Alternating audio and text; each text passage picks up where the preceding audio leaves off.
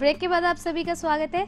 वैद जी, हम जैसे ही ब्रेक से वापस आए हमारे साथ एक कॉलर भी जुड़ गए हैं जो आपसे कुछ पूछना चाहते हैं। आइए उनसे बात करते हैं। हेलो, हेलो, कौन बोल रहे हैं? वैद जी नमस्कार। भाई साहब नमस्कार।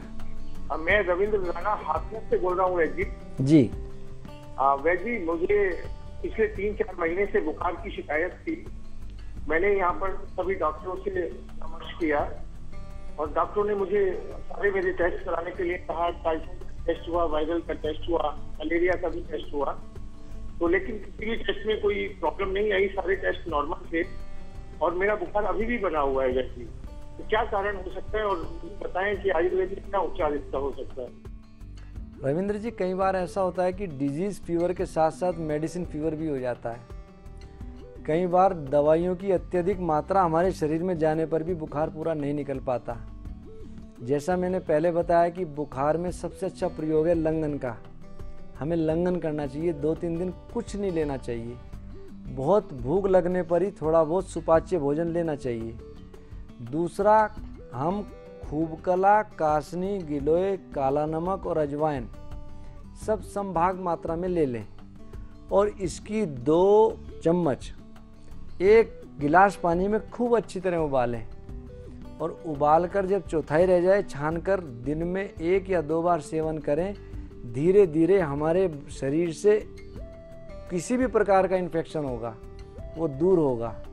और हमें इस चीज़ का विशेष ध्यान रखना चाहिए कि कब्ज़ ना हो, क्योंकि कब्ज़ रहने पर हमारे शरीर से इन्फेक्शन दूर नहीं होता। तो साथ में हरड़, बेहड़ा, आंवला या गुलकंद या इसबगोल की भूसी 1 चम्मच ले लें। पेट साफ रहेगा और आपका बुखार धीरे धीरे निश्चित रूप से समाप्त हो जाएगा। और इतना मैं आपको आश्वासन दे सकता हूं कि कोई अगर आपके सब टेस्ट नॉर्मल हैं तो परेशान होने की ज़रूरत नहीं है। सब दवाइयाँ बंद कर दो, सिर्फ ये काढ़ा और हल्का भोजन लें, आप निश्चित ठीक होंगे। तो वैद जी, अभी आपने रविंद्र जी को उनकी समस्या का समाधान दिया, लेकिन एक छोटा सा क्वेश्चन है जो मैं काफ़ी देर से आपसे पूछना चाह रही थी। और उन्हें भी अभी आपने कहा कि जब भी हमें बुखार होता है तो खाना हमें कुछ दिनों तक अवॉइड करना चाहिए। 3 दिनों तक। 3 दिनों तक। तो किसी ने मुझसे कहा था कि अगर हम खाना अवॉइड करते हैं तो हमारे जो शरीर है उसमें क्षमता नहीं रह जाती है जर्म से लड़ने की, क्योंकि जो जर्म्स होते हैं वो ज़्यादा पावरफुल होते हैं उस टाइम पे। तो कितनी सही है ये बात कि हमें खाना नहीं खाना चाहिए या खाना चाहिए? इस बारे में आपका क्या कहना है? मैंने ये नहीं कहा कि बिल्कुल नहीं खाना चाहिए। मैंने ये कहा कि बहुत हल्का सुपाच्य भोजन जिससे हमारे शरीर पे एक्स्ट्रा लोड ना पड़े वो लेना चाहिए। नंबर 2, 2-3 दिन उपवास से हमारे शरीर में कमजोरी नहीं आएगी और उपवास करने से हमारे शरीर के जितने भी ऑर्गन्स हैं सब एक्टिवेट होंगे और प्रतिरोधक क्षमता बढ़ेगी। उस इन्फेक्शन को जो हमारे शरीर में विद्यमान है उसको ख़त्म करने के लिए वो अपने आप एक्टिव होंगे।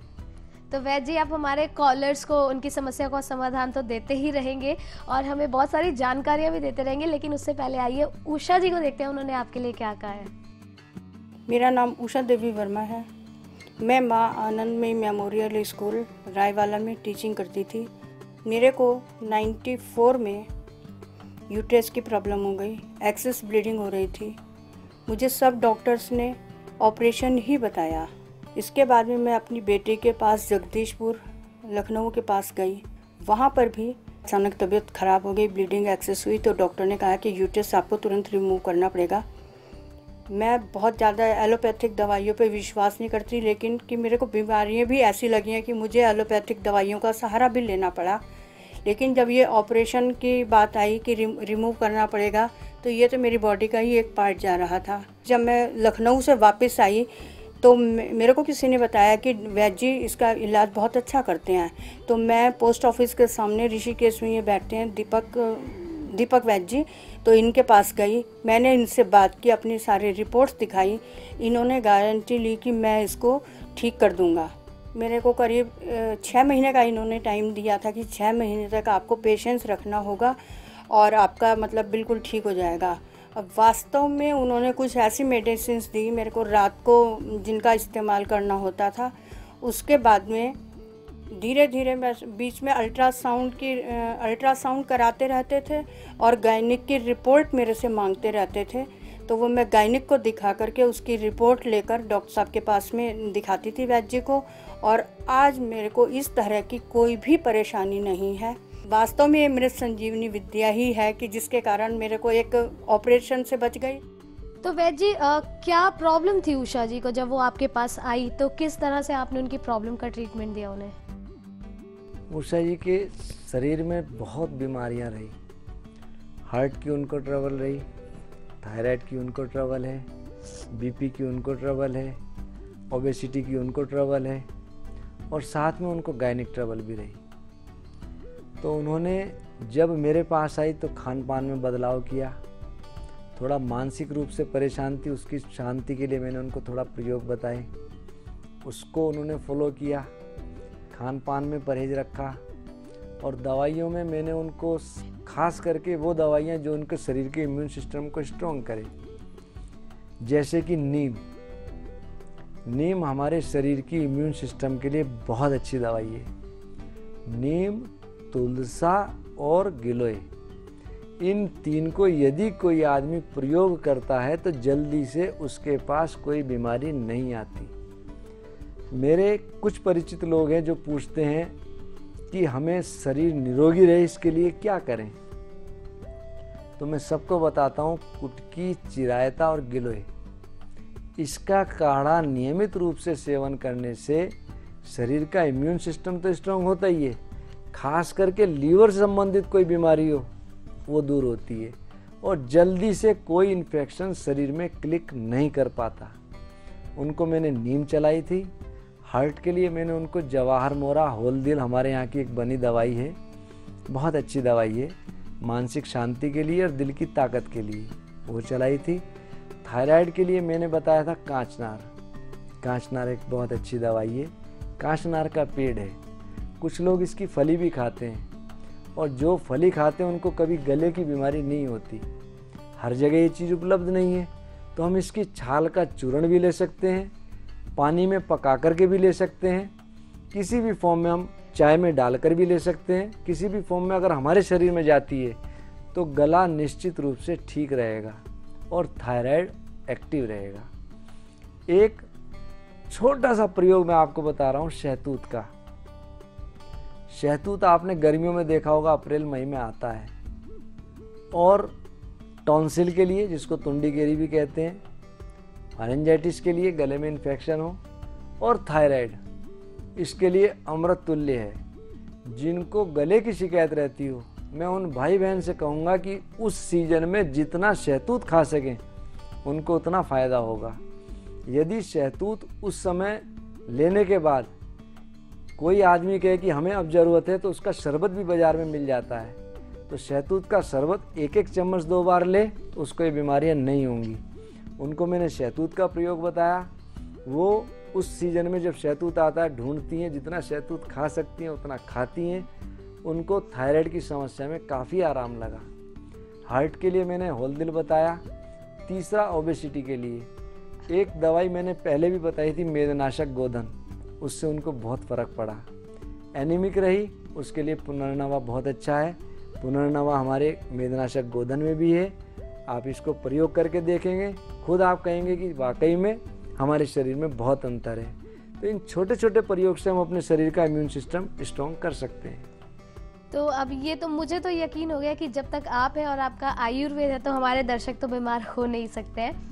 एक छोटा सा सवाल और, आजकल एक टाइफाइड नाम का बुखार बहुत ज़्यादा चला हुआ है और इसके काफ़ी साइड इफ़ेक्ट्स देखने को मिल रहे हैं, तो क्या क्या साइड इफ़ेक्ट्स हो सकते हैं और ये टाइफाइड कैसे होता है? टाइफाइड बोलते हैं आंतरिक ज्वर को। आंतों में हर एक के इस एक पर इन्फेक्शन होता है, यानी बैक्टीरियल इन्फेक्शन होता है, सबके पड़ा रहता है। जब हमारा खान पान दूषित होगा, हमारी दिनचर्या दूषित होगी, तब ये इन्फेक्शन क्लिक करने लगता है। इसके क्लिक करने पर बुखार रहने लगेगा, शरीर टूटने लगेगा, मल पास आउट नहीं होगा, मल पास आउट होगा तो बहुत ज़्यादा लूज़ होगा, भूख प्यास नहीं होगी, बेचैनी बहुत ज़्यादा होगी, और जब तक ये इन्फेक्शन किल नहीं होगा बुखार किसी कीमत पे उतर नहीं सकता। इससे बचने के लिए मैंने पहले भी बताया था कि उपवास बहुत ज़रूरी है। आंतों को हमें मैक्सिमम रेस्ट देना चाहिए, जिससे कि दवाई वहाँ जा कर के उसको ख़त्म कर सके। यदि हम भोजन करते रहेंगे, दही दूध लेते रहेंगे, तो हमारा नुकसान ज़्यादा होगा, फ़ायदा कम होगा, क्योंकि दूध में दही में ये इन्फेक्शन तेज़ी से बढ़ता है। उसके लिए बहुत पतली हम मूंग की दाल या मूंग की दाल की खिचड़ी ले सकते हैं। तो वैद जी, अभी हमने टाइफाइड के बारे में बात की, लेकिन कई बार ऐसा होता है कि बुखार हमारा चढ़ता उतरता रहता है, तो वो टाइफाइड ही होता है या वो किसी और तरीके का वायरस या बुखार भी हो सकता है? वायरल में भी ऐसा हो जाता है, जॉन्डिस में भी ऐसा हो जाता है और टाइफाइड में भी ऐसा हो जाता है। कई बार पेशाब में इन्फेक्शन हो जाए तब भी ऐसा हो जाता है। पेशाब में जलन हो रही है, हम बुखार की दवाई ले रहे हैं, लेकिन जब तक वो इन्फेक्शन किल नहीं हो पाएगा बुखार नहीं टूटेगा। तो सबसे पहले हमें बुखार के लिए ये देखना चाहिए कि किस कारण से हमारे को बुखार हुआ। अगर उस कारण को दूर ना करके हम सीधी दवाई चला देंगे तो बुखार में आराम नहीं होगा। उसकी प्रकृति जानना और उसका कारण जानना ये सबसे ज़रूरी है। तो जैसा कि आपने बताया यूरिनल इन्फेक्शन, तो क्या हमें खुद पता चल सकता है कि हमें यूरिनल इन्फेक्शन के कारण ही फीवर है, ऐसा कुछ है, या हमें टेस्ट ही करवाना पड़ेगा उसके लिए? टेस्ट एक साधन है, दूसरा पेशाब में थोड़ी जलन होने लगेगी, हल्की सी कंपन लगेगी और पेशाब बार बार जाने की इच्छा होगी। ये कुछ कारण है। पेशाब में पस सेल्स की मात्रा बढ़ जाएगी और पेशाब ऐसा लगेगा कि आ रहा है, पूरा नहीं आ पाता, लगता है जैसे बहुत कुछ जली हुई चीज़ निकल रही है। तो इसमें बीपी का भी शूटअप होना हो जाता है। तो वैद जी, मैं अगला सवाल आपसे ये करना चाहूँगी कि जब भी हमें बुखार होता है तो उसका बीपी पे क्या इफ़ेक्ट होता है? क्या ब्लड प्रेशर पे कोई इफ़ेक्ट होता है बुखार का? बीपी निश्चित रूप से घटता और बढ़ता है और शरीर बहुत टूटेगा। किसी को हाई की टेंडेंसी है तो उसको हाई के होने के चांस रहेंगे और लो की टेंडेंसी में बीपी बहुत ज़्यादा तेज़ी से डाउन होने के चांस रहेंगे। तो इसके लिए बीपी का मेजरमेंट बहुत ज़रूरी है और जिस प्रकार की उसकी टेंडेंसी है उसके हिसाब से हमें चिकित्सा करनी चाहिए। तो वैद जी, जैसे कि हम बुखार के बारे में बात कर रहे हैं, बड़ों के लिए तो आपने प्रिकॉशंस बता दिए, किचन में भी काफ़ी सारी ऐसी चीज़ें हैं जो वो ले सकते हैं अपने बुखार को दूर करने के लिए, लेकिन बच्चों में भी बहुत देखा जाता है, उनको तरह तरह के बुखार होते हैं। तो बच्चों के लिए आप क्या बताना चाहेंगे? पेरेंट्स ऐसा क्या कर सकते हैं? ऐसी कौन सी घर पे आयुर्वेदिक चीज़ हो सकती है जिससे उनके बच्चे जो है वो बुखार से बच सके? एक तो बिस्तर पर नीम के पत्तों का रखना चाहिए। नीम एक अपने आप में एक बहुत अच्छा एंटीबायोटिक है। नीम से बुखार जल्दी से पास नहीं आएगा और थोड़ा नीम के तेल की और सरसों के तेल की मिला करके हम मालिश बच्चों में करें तो जल्दी से बुखार आने के चांस नहीं रहेंगे। और थोड़ा सा अगर नीम का तेल हम बच्चों को चटा दें तो कोई नुकसान नहीं होगा। और इस बात का विशेष हमें ध्यान रखना चाहिए कि घर में मक्खी मच्छर ना हो। वह कमरा जिसमें बच्चे रहते हो बिल्कुल साफ़ हो और हवादार हो।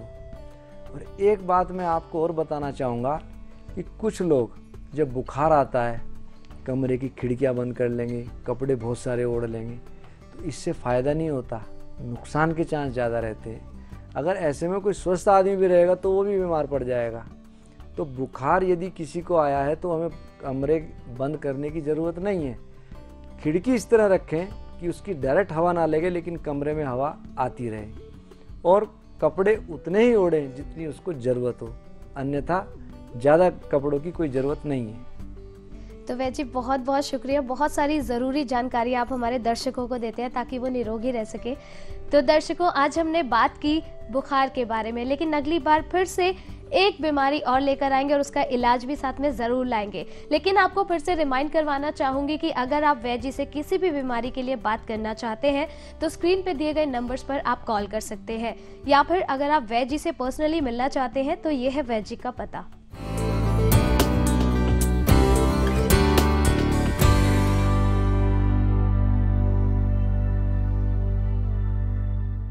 दर्शकों, फिलहाल समय हो गया है हमारे जाने का। अगली बार फिर से ज़रूर मिलेंगे आपसे कुछ नई जानकारियों के साथ। तब तक के लिए हमें आज्ञा दीजिए। नमस्कार। नमस्कार।